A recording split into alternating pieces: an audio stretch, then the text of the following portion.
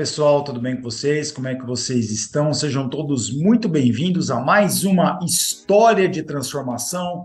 E dessa vez eu converso com o meu querido amigo Luiz Antônio Gubolino, um colega de profissão, e ele vai nos contar como era a vida dele antes de ter passado pelo problema que ele passou. E eu não vou dar nenhum spoiler aqui, vou deixá-lo falar sobre toda a sua experiência, como foi, como o esporte o ajudou como uma ferramenta de transformação e onde ele está atualmente. Realmente a história do Luiz é uma história espetacular e eu acho que tem muita coisa que ele pode nos ensinar e trazer de conselhos práticos para a gente, ok? Então, muito obrigado por você estar conosco aqui nesse vídeo, espero que você aproveite bastante, se inscreva no canal, deixa seu like, ative as notificações, deixa nos comentários algo que você queira perguntar, que a gente possa, de repente, te ajudar, né? Se inscreva também lá no perfil do Instagram, acessa lá, adiciona o perfil Transpire e Transforme no Instagram e também curta a nossa página no Facebook. Muito obrigado por acompanhar essa história de transformação e que ela realmente seja muito boa para você. Se você quiser divulgar para alguém, algum amigo, alguém da sua família, você também fica à vontade. Um grande abraço e valeu! Olá pessoal, tudo bem com vocês? Estamos aí para mais uma história de transformação e hoje estamos com o meu querido amigo Luiz Antônio Gubolino, lá de São José do Rio Preto. E queria te agradecer, Luiz. Muito obrigado por encaixar um horáriozinho na sua agenda que eu sei que é tão complicada. Você tem tantas tarefas aí, tantas coisas, mas você desprendeu esse tempo para a gente estar conversando aqui. Obrigado mesmo. Valeu. Ô, Fábio, puxa vida, o prazer é meu. A gente tem uma amizade de muitos anos, né? E isso tornou o nosso relacionamento, além de especial, muito respeitoso, né? Com certeza. E eu fico muito feliz em estar aqui compartilhando esse tempo seu, esse espaço, né? E aí eu estou aí à sua disposição para a gente compartilhar um momento muito interessante da minha vida, né? Que eu faço questão de estar compartilhando, porque, na verdade, não acontece com tanta frequência, né? E ainda mais como médico, eu me considero um atleta amador, mas que é apaixonado pelo esporte, né? Vim do futebol, do vôlei, hoje ainda a bike, né? Que a gente gosta e é incomum entre nós dois aí a paixão pela bike. Então, eu acho que para mim vai ser um momento assim muito, muito especial estar dividindo com você. É um prazer, é grande esse prazer para mim, viu, Fábio? Legal. Obrigado mesmo. E tem muita história para a gente explorar, para a gente contar para o pessoal, né? Acho que tem, e a tua história tem muitas particularidades, como você falou, né? Tudo que aconteceu contigo, você tendo o olhar como médico, de quem está lá do outro lado, tudo isso tem um tempero especial, né? Alguma coisa que realmente a gente tem muita reflexão para tirar de todo esse processo, né? Conta aí, Luiz, como Sem é que é a tua dúvida. atividade, então? Como é que você... Já falei aqui, já adiantei que nós somos colegas, mas qual que é a tua área de atuação? Enfim, como é que é a tua rotina aí do dia a dia? Bom, felizmente a gente também tem em comum É, áreas de atuação, né? A gente vem da cardiologia, nós somos cardiologistas intervencionistas, isso. a gente compartilha a mesma área, né, Fábio? Tem as mesmas afinidades no dia a dia, na prática nossa profissional. A gente tá e se relaciona há muitos anos, né? Desde aí dos primórdios do grupo do interior de São Paulo, né? Nós somos aí caipira do interior, né, Fábio? Com muito orgulho. Com muito orgulho, né? E sem dúvida o interior de São Paulo, essa nossa união no interior fez uma, uma participação do nosso grupo muito expressiva hoje na cardiologia intervencionista do Brasil, né? Pelo espaço que a Sim. gente ocupa dentro da sociedade, pelo empreendedorismo que o grupo do interior vem alavancando nos últimos anos na área de hemodinâmica. Isso tornou uma expressão de qualidade, de competência, de eficiência, colocando o nosso interior de São Paulo do nível dos grandes centros do Brasil, né? Exatamente. Não só em competência, em a operação em si, mas também a nível científico. É. Então, isso é um orgulho muito grande, a gente estar nesse grupo do interior, né? E a minha vida, como você sabe, começou em Piracicaba, aí próximo, né? A Botucatu, a gente tem os serviços aí na região. Aqui em São José do Rio Preto nós temos serviços também. E eu venho nessa, nesse trânsito entre Piracicaba e São José do Rio Preto há mais ou menos 30 anos quase, né? Eu tenho completado aí 30 anos de hemodinâmica, estou completando 30 anos de hemodinâmica o ano que vem. Piracicaba foi o meu início e eu morei 5 anos em Piracicaba com a minha família e nos últimos 24 para 25 anos eu viajava entre as duas cidades. Então sempre tinha uma atividade intensa, além do período de sociedade, né, que fiquei 4 anos na diretoria, sempre também estimulando a participação coletiva do grupo do interior, né? E o que aconteceu? Começo de 2021, eu fui surpreendido pelo Covid, né? Pois é, E e aí, deixa eu só pegar um ganchozinho, quer dizer, você tem uma atuação diferente da minha atuação, que eu estou fixo em uma cidade só, você falou só de São José do Rio Preto e Piracicaba, mas tem umas escalas no caminho aí, né? Você já sim, atuava em quase mais de 10 cidades, né, Luiz? Com serviço até fora do estado de São Paulo, uma vida sim, super agitada que a gente sempre brincava com o outro colega, falou, não sei como é que o Luiz dá conta de tanta coisa, estrada e viajar e atuando como médico, atuando como administrador, atuando como empreendedor, abrindo novos serviços e dando oportunidade a novos colegas, tudo isso com uma competência que é super particular sua, quer dizer, algo que você faz muito bem. Então, você estava aí, né, envolvido na prestação de serviço, na administração do negócio, no empreendedorismo. Ainda você, como você comentou no começo, você vem do esporte também, né? Você sempre foi um cara que sempre esteve muito envolvido com o esporte. Então, ainda nesse meio tempo, eu te acompanhava no Insta, você arrumava tempo no final de semana para fazer o teu exercício, e aí você sempre foi ligado. O esporte sim. sempre esteve no meio dessa tua agenda meio caótica aí, né? O esporte eu julgo que é uma coisa fantástica, né? Ele integra, ele te disciplina, ele te interage, Ah, ele te ensina a respeitar as pessoas, né? A entender o teu limite, porque quando o esporte é coletivo e você transgride o teu limite, você tem o outro lado que te limita ou alguém que arbitra nesse meio, que é um sim. árbitro ou alguma pessoa que de alguma forma, a própria torcida, quando você está numa competição, ela Uhum. te pune por uma atitude de agressão, né? Então, o esporte é fantástico por isso. E uma vez que você consegue conciliar esse aprendizado, ele traduz para a sua prática no dia a dia também essas características, né? A gente, como médico, acredita assim, que você nunca vai ficar doente. A verdade é essa, né? Sim. Que a doença, na verdade, é para os outros e a gente foi treinado a cuidar das pessoas e não se preocupar muito porque acha que isso não vai acontecer. E entre a primeira e a segunda onda, que deu aquela acalmada, com todos os cuidados que a gente preservou a nível hospitalar, né, na prevenção, paciente novo chegava para hemodinâmica, todo o cuidado Sim, antes sim, mesmo de ter sim. o teste e tal. Eu fiz o último exame no dia 23 de dezembro. No dia 25 a gente viajou, que a gente foi passar o final do ano na praia, um pouco assim. Eu não queria muito, mas a família queria ir, né? Uma onda deu uma acalmada, e a gente acreditava que realmente tinha acalmado, e fui para a praia.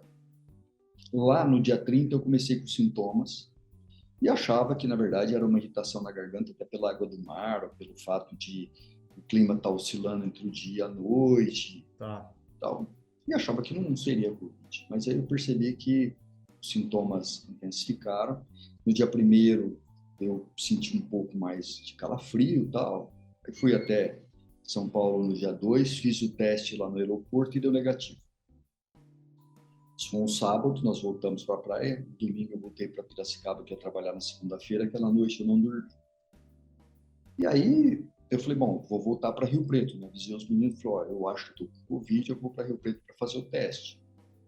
E vim para cá e já fui para o hospital. E eu e a Sandra também estava começando com sintoma. Viemos dois, a família ficou lá na praia. Eu cheguei no hospital, fiz já o teste e a toma. Já deu. E aí o colega que coordenava o centro da unidade respiratória falou, olha, vai para casa, fica quietinho, seu pulmão está lá com 50%, você vai monitorando a saturação, a sua esposa está bem mais tranquila. Mas eu percebi, sim, aquela noite eu não dormi, já tive diarreia, que foi do domingo, de segunda para terça-feira. Aí acordei de manhã, na saturação que estava lá 95, já para 90 e tal. E aquele momento da pandemia, todo mundo estava ficando um pouquinho mais atento em ter o hospital internado, trazer para o hospital o início dos sintomas e entubar já com queda de 90 de saturação É verdade. e com o dedímero começando a subir, Teve porque sabia que uma fase de intubação precoce, né? Eu lembro precoce. disso. Exatamente. Bom, aí o que ele falou? Ó, venha para o hospital que eu já vou te internar.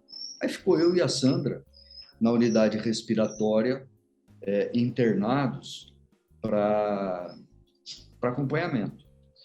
Mas eu evoluí em 5 dias do catéter de oxigênio para o tubo, passando aumento da litragem, né, de 2 para 6, para 8, BIPAP, e em seguida alto fluxo. Catéter de alto fluxo. Um dia eles largaram com uma extensão até para eu ir ao banheiro, tal, né? Você sabe, o médico sempre dá aquela flexibilizada. A hora que eu voltei, eu olhei 78 minha saturação, mas a enfermeira no vidro assim já olhou e já viu. 10 minutos veio todo mundo e falou, nós vamos te levar para a UTI. Isso eu já estava alternando períodos pronado, né? E eu imaginava que meus exames estavam piorando, mas não acreditando, como sempre, isso eu posso te assegurar, que eu não acreditava que eu iria padecer da doença, eu iria morrer da doença. Eu sabia que a hora que eu fui para a UTI, eu iria ser entubado. Tá. Esse é o momento, Fábio, mais difícil da nossa vida.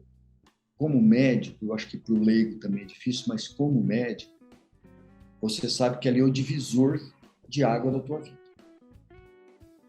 Eu estava muito confiante, mas alguma atitude eu tinha que tomar em termos assim, olha, eu preciso deixar minha família preparada. Naquele momento, eu tenho sempre minhas contas bancárias, senhas, tudo. Já fui printando tudo e mandando para a Isabela, minha filha mais velha, para o Pedro, hoje é formado, e para a Sandra. Ela estava melhor que eu, ela estava cuidando de mim, apesar de positivo. E todo mundo na família pegou. Né? Os que estavam junto na praia, todos pegaram. Por incrível que pareça, cada um teve um tipo de manifestação. Que coisa. Foi muito, muito engraçado. Cada um teve uma resposta diferente. Eu não sei se felizmente ou não, eu tive a pior resposta. E a partir do momento que eu fui entubado, a família já se mobilizou, os amigos, né, o pessoal todo falou, a gente está vendo que o prognóstico dele não é bom. Se vocês quiserem transferir para São Paulo, fiquem à vontade, porque a gente sabe que nós temos os nossos limites aqui. Exato. E aí, como existiu uma conexão do meu cunhado com uma pneumo lá do Einstein, e entraram em contato, tanto que demorou 5 dias para conseguir uma vaga na UTI no Einstein particular, porque naquele momento eu tinha um plano de saúde só aqui de Rio Preto, da Unimed. Tantos pacientes que tinham lá, eu sei que na minha época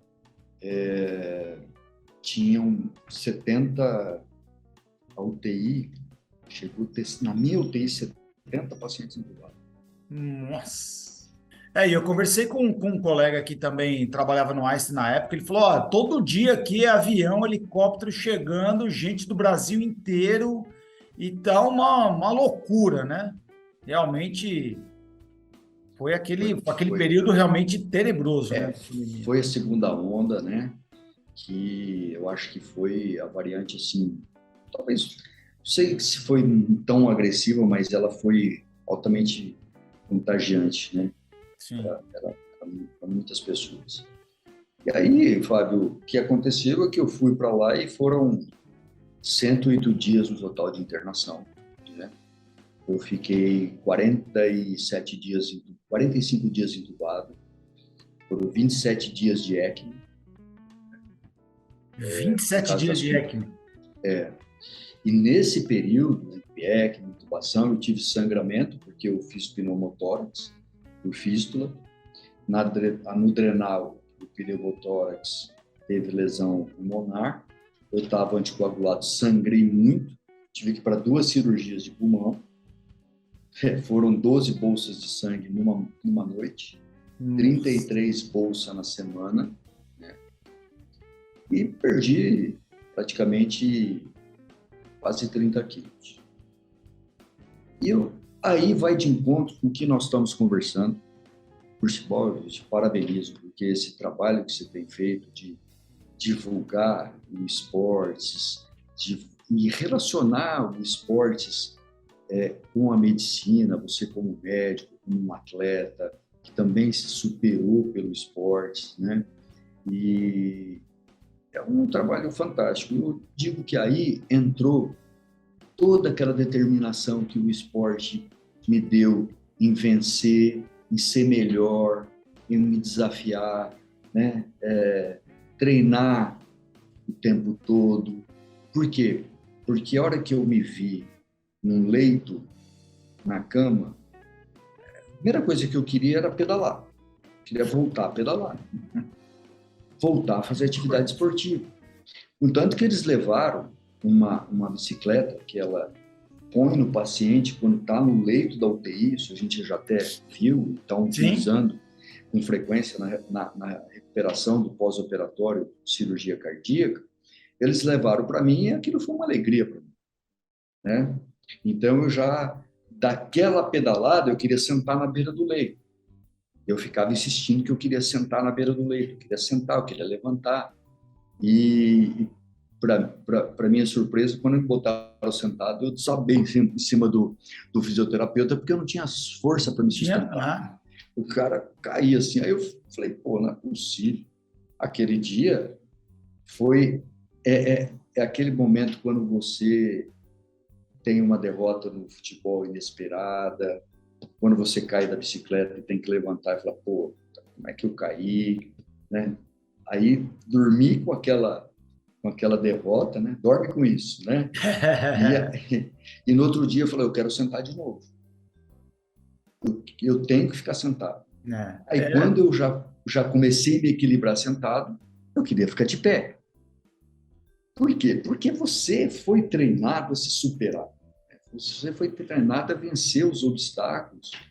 E isso tem uma relação muito grande com o esporte. Então, é que eu digo, a pessoa não adianta ir na academia hoje achando que amanhã ela está zerada. Ela vai ter que ir hoje, vai ter que ir amanhã, vai superar aquela dor, né? Aquele cansaço não pode fazer você desistir. E você tem que idealizar alguma coisa que o esporte possa te dar. Então, você idealiza desde o peso, a aparência, né? Que a maioria começa o esporte para perder peso, né? E depois de perder o peso, você quer vencer aquele limite que você atingiu dentro do esporte. E aí você vai crescendo progressivamente. Sim, exatamente. Isso foi a essência da minha recuperação. Então, você se recuperou de coisas básicas. Você está falando que você não conseguia ficar sentado, não conseguia ficar em pé. Foram 30 quilos de gordura e de massa muscular que você perdeu todo quase o tônus muscular do teu corpo, que você teve que reaprender o básico do básico, né? Eu saí plégico nesse braço, né? Então, hoje já estou fazendo o exame normal, procedimentos. Eu saí com o pé caído, né? Porque eu tive uma lesão no plexo braquial e no nervo fibular. E isso tudo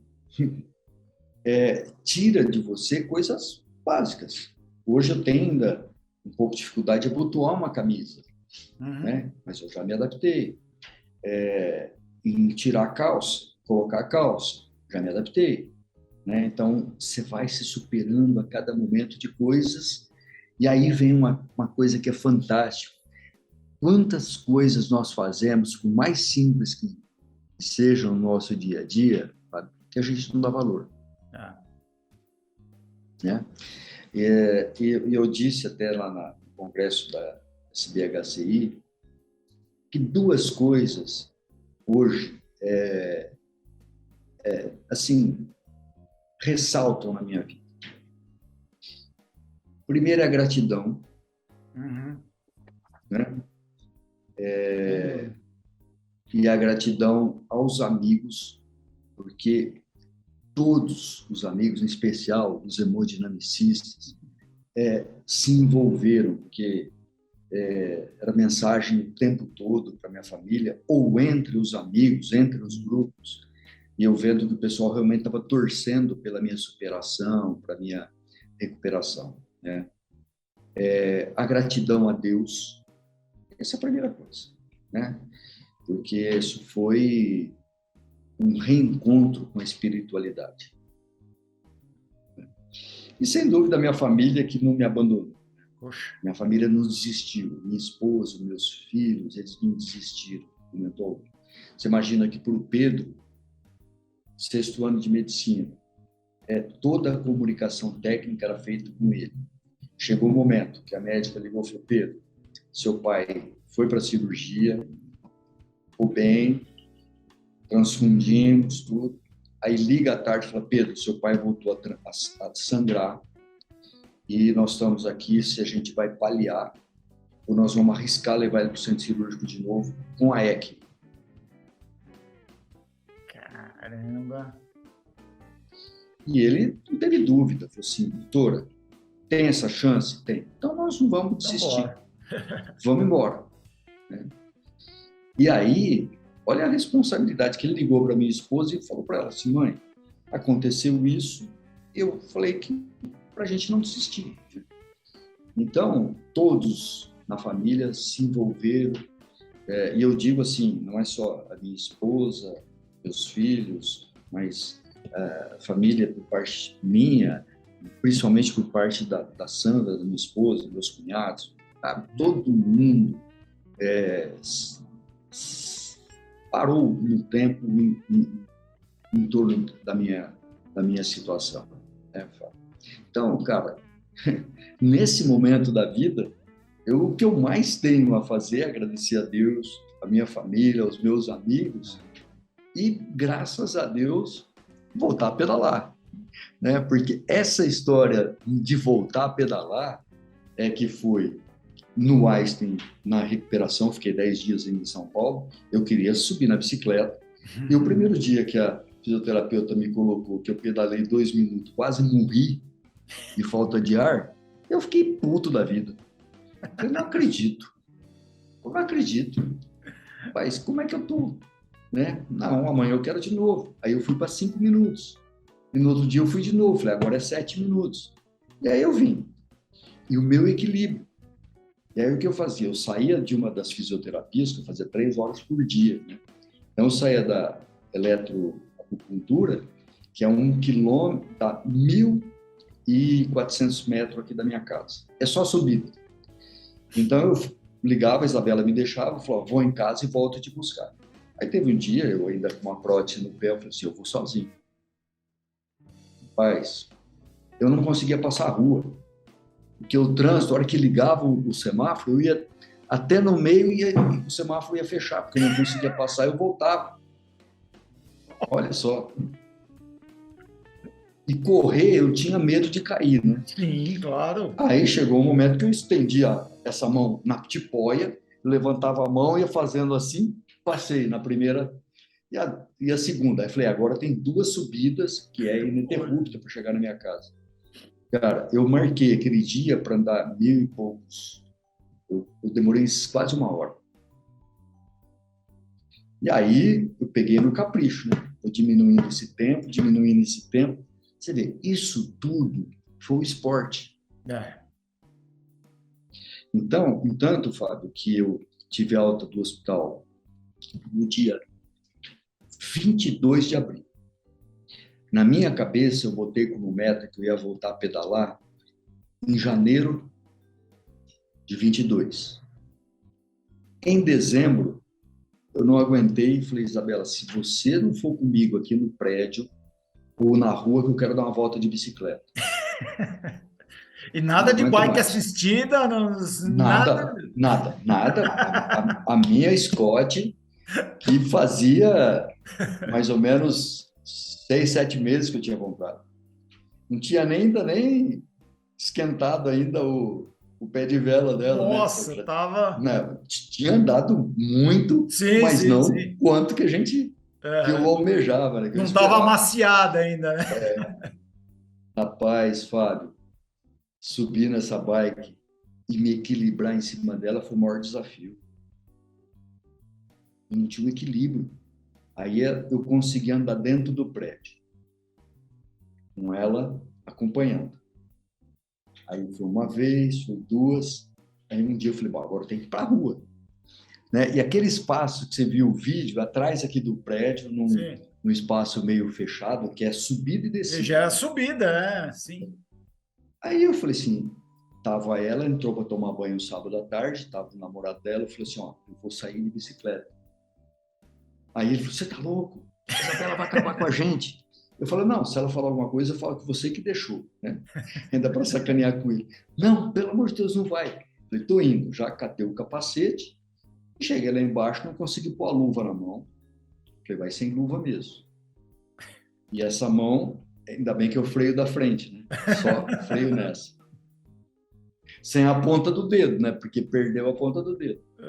Aí eu fui devagarzinho e consegui fazer a primeira subida, a hora que eu cheguei, morrendo. Parei e para subir de novo essa bicicleta.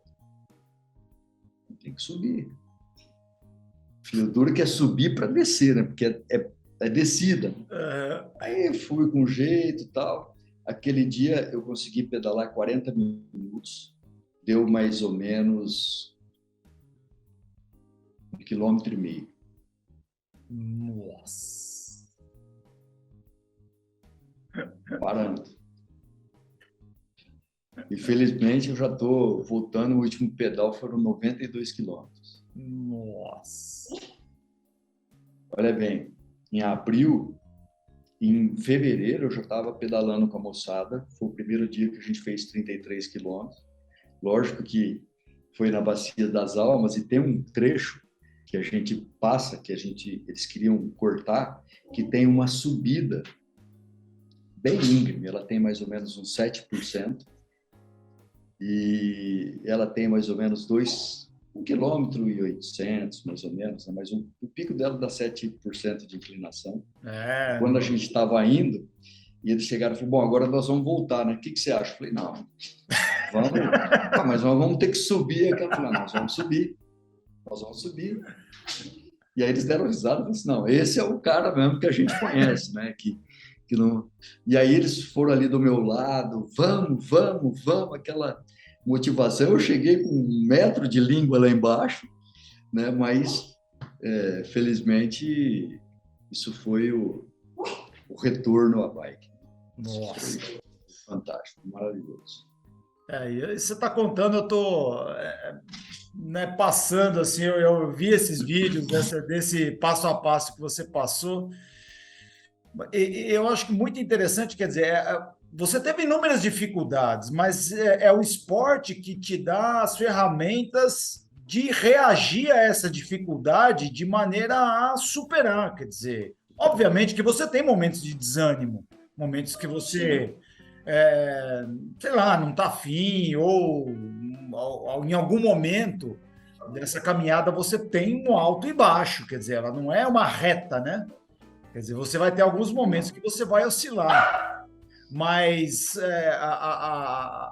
a via final ali é sempre para cima. Então, a maneira com que você reage à dificuldade, com que você transfere isso, em vez de ser algo que vai te deixar abatido, é aquilo que vai te motivar, né? Quer dizer, você jamais pensou em desistir, falou, pô, não vou mais andar de bicicleta, agora eu só vou jogar dominó e vou jogar buraco e pronto, né? Então, eu acho até, Fábio, que se eu tivesse uma vida sedentária, não tivesse passado por esse momento Ah, sim. do esporte, a tendência é você se conformar e se acomodar. Então, é assim, é isso que é a essência do atleta, né? É se superar a cada momento e que traz o desafio. E eu acho que quem não tem a prática esportiva como parte da tua formação durante a vida, mas é determinado a superar no trabalho, nas dificuldades, são pessoas que vão encontrar talvez um pouquinho de dificuldade no início do esporte, mas vão se adaptar Sim. à atividade esportiva, né? E a gente vê pela quantidade de pessoas que hoje frequentam as academias, pela quantidade de pessoas hoje que caminham, mas principalmente a quantidade de pessoas que pedalam. Sim. Porque o que acontece? O pedal, ele te dá aquela falsa ilusão de você conseguir um ganho, né? Uma conquista grande, mas a primeira subida te desafia. O dia seguinte, o grupamento muscular que você teve que exercitar é outro, então o que ele faz? Ele te deixa muito doído. E a primeira coisa, você assim, puta, que dor todo respeito, que dor na nádega, né? Porque as bicicletas, a maioria não vem com um Sim. banquinho acolchoado, É. tá? Ela vem com aquele banquinho que a gente tem que adaptar a altura do banco, a altura da perna, Sim. justamente para você compartilhar esse peso, né, o esforço, e que todo mundo muitas vezes cata a bicicleta, bota o banco lá embaixo, meio acomodado, e não utiliza o agrupamento muscular necessário para você desenvolver o esforço e ter rendimento, e concentra muito peso ali na região da nádega e tem dor mesmo.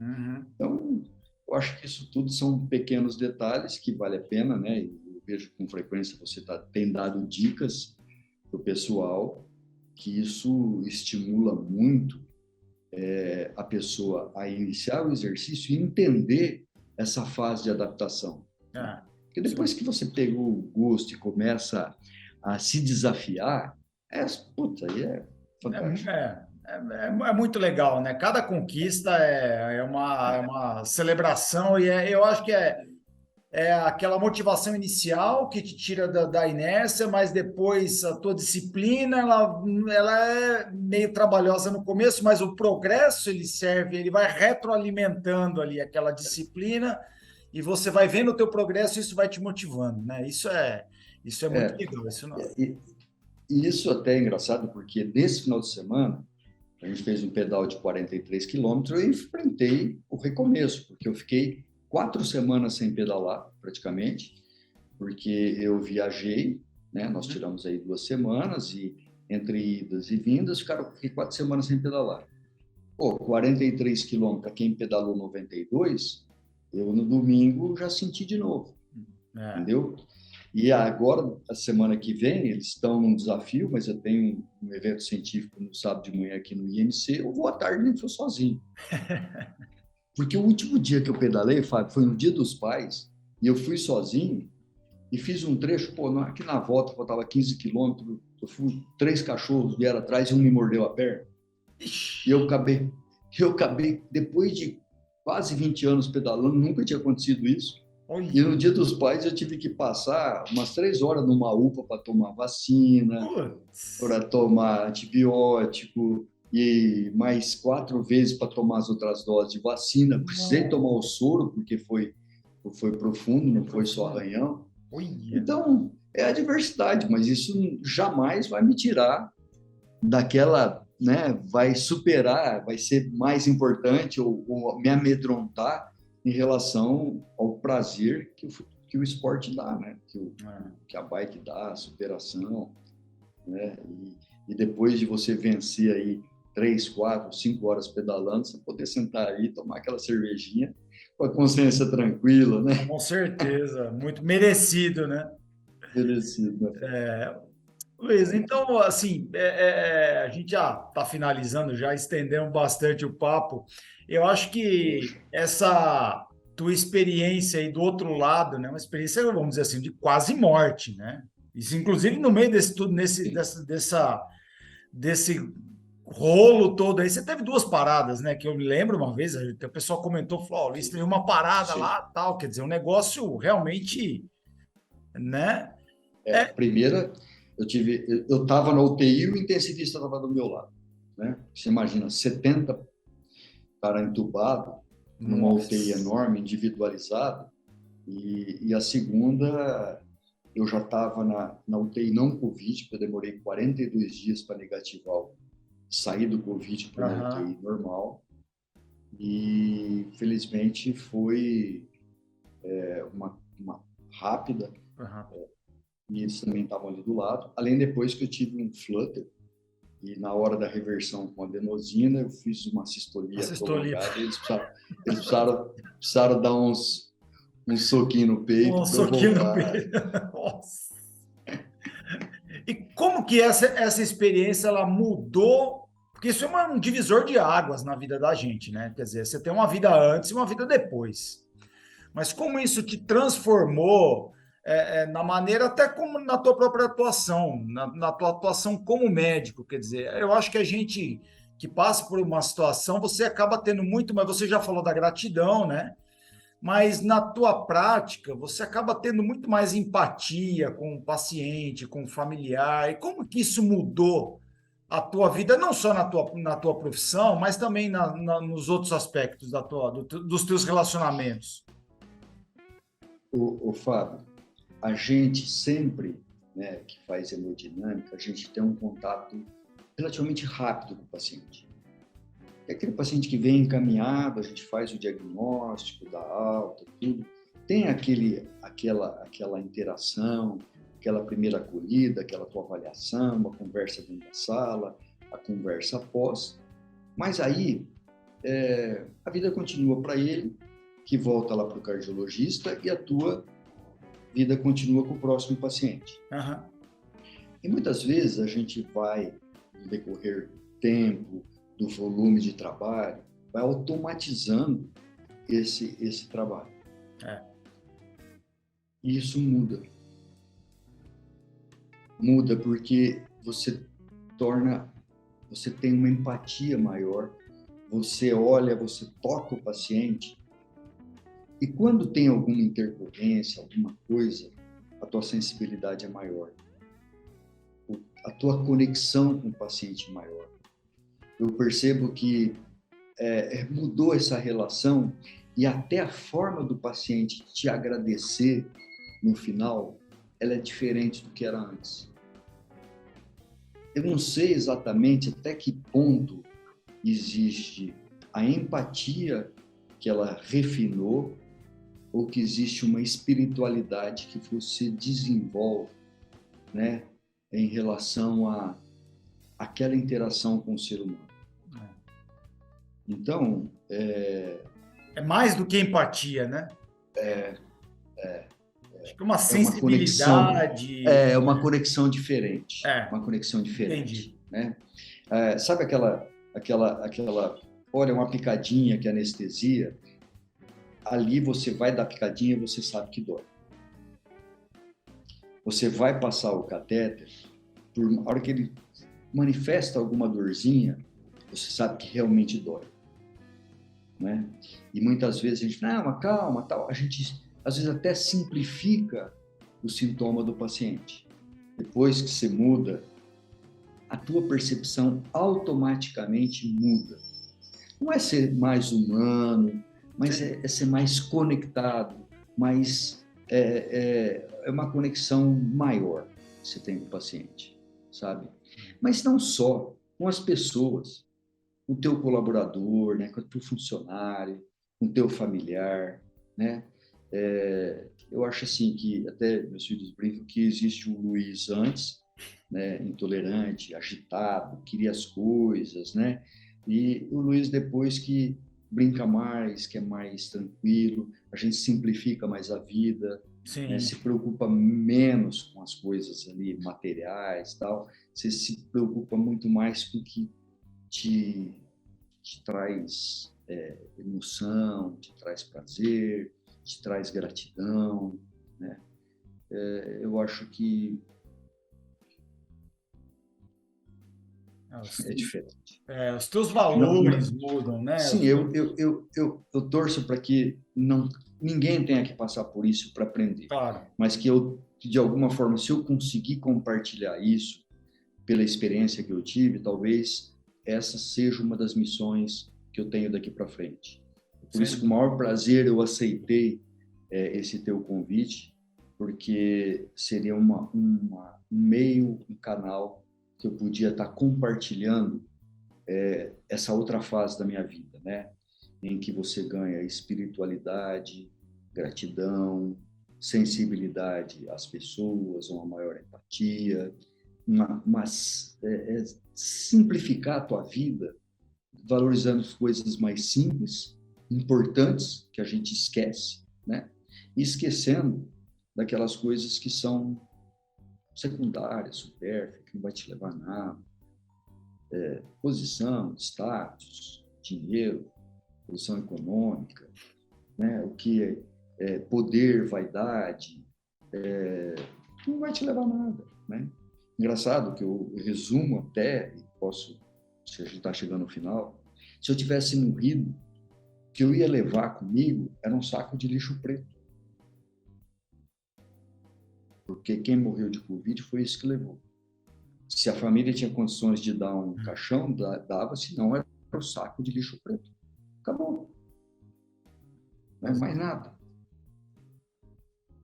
Então, acho que isso que vale como um aprendizado, e se eu puder passar isso como uma mensagem, eu tenho um compromisso com ele que eu ainda não sei direito por que eu fiquei, mas se eu fiquei, eu tenho que ser melhor do que eu era. sem dúvida. Esse é o grande desafio. Sem dúvida. E acho que você conseguiu mesmo transmitir, a gente entende que realmente é quase que um encargo, né? Você sente quase que como algo que você tem que repartir isso, né? Isso você tem E não é feito. um peso. Ah, Não é um sim, peso, Fábio. sim, É sim. uma coisa boa, sabe? Que me faz bem. Eu acho que isso é o meu compromisso com Deus. E aí, ainda bem que a gente tem essas ferramentas aí, tem a internet, tem tudo que você, né, você não passa isso individualmente numa roda de conversa para poucas Sim, pessoas. Essa fala, essa mensagem, essas ideias podem alcançar muitas pessoas. tá. E o grande ponto é o seguinte, que não é falar. Eu tenho que ser exemplo, né? É a minha atitude que pode influenciar. Sem dúvida, sem dúvida. E você é um exemplo mesmo. Desde tanto tempo, como você comentou lá atrás, que a gente já se conhece, você foi um conselheiro muito valioso para mim nos momentos que eu precisei. Eu mandava um e-mail, ligava, Luiz, tá acontecendo isso, tá? Sempre foi quase que um paizão, assim, alguém que me guiou muito no começo da minha jornada na cardiologia intervencionista, e até hoje isso é uma referência para todos nós, como você falou, da velha guarda, foram os que desbravaram todo esse grupo do interior aí, e meio que na época tinham essa visão, né? Eram os visionários ali do potencial que tinha e acreditar na gente, né? Nas gerações que vieram depois ou nas pessoas que vieram depois, de que a gente poderia dar conta de carregar ou a gente carregar junto isso que vocês idealizavam no coração, né? Então a gente tem muito a agradecer, eu acho que eu quase que posso falar em nome de todos os meus contemporâneos, mas eu pessoalmente tenho muito a te agradecer mesmo Puxa, por Fábio. tudo que caminhamos junto ao longo de tanto tempo. E te agradecer também, obviamente, por estar dividindo toda a tua experiência, toda a tua história com o pessoal aqui. Muito legal, valeu mesmo. Fábio, eu fico muito feliz, eu acho que fazer sucessores é um grande desafio para o ser humano, porque a gente tem que aprender o seguinte: nós temos a oportunidade de ser pais, a gente tem que deixar filhos pelo menos iguais ou melhor que a gente. Senão a nossa passagem, você não deixa herança. Né? A herança é o que você constrói junto com as pessoas e nas pessoas. E eu acho que esse é um desafio que eu tenho no meu trabalho, que eu acho que a gente conseguiu, de certa forma, agregar o grupo do interior e que a gente consegue promover. Eu tenho certeza que o Luiz está aí junto com você, ele está se espelhando em você e você vai fazer um sucessor, né, baseados nos teus valores, nos teus princípios, na sua conduta, né? Eu acho que isso que é importante. Isso é colocar em prática o que vem escrito naquele livro dos livros, né, que é a Bíblia, né? O que a gente tem que fazer melhor é pelos outros, pelo próximo, ao ponto de que eles sejam melhores, né, do que a gente. Sem dúvida. Sem dúvida. Eu te agradeço. Um grande prazer, Fábio, estar falando com você. Mais uma vez, parabenizar por essa tua atitude. Eu estou sempre aí acompanhando, curtindo na medida do possível que eu vejo, porque, de certa forma, essa experiência que está dando a oportunidade das pessoas compartilhar com você através da mídia é só crescimento, é só oportunidade. Né? E isso são valores, né? Valores que não se questionam. Né? É isso aí. Valeu mesmo. Beleza, obrigado, Fábio. Mesmo. E você ainda tem mais cara. coisa ainda hoje, né? Tem uma assembleia que eu estou um pouquinho atrasado aí que eu vou participar. Mas valeu mesmo. Valeu, Fábio. Obrigado, viu? Valeu, grande abraço. Um grande Sempre abraço. que precisar, vai ser um prazer, tá bom? Valeu. Fica com Deus. Um abraço. Tchau, tchau, Fábio. Tchau.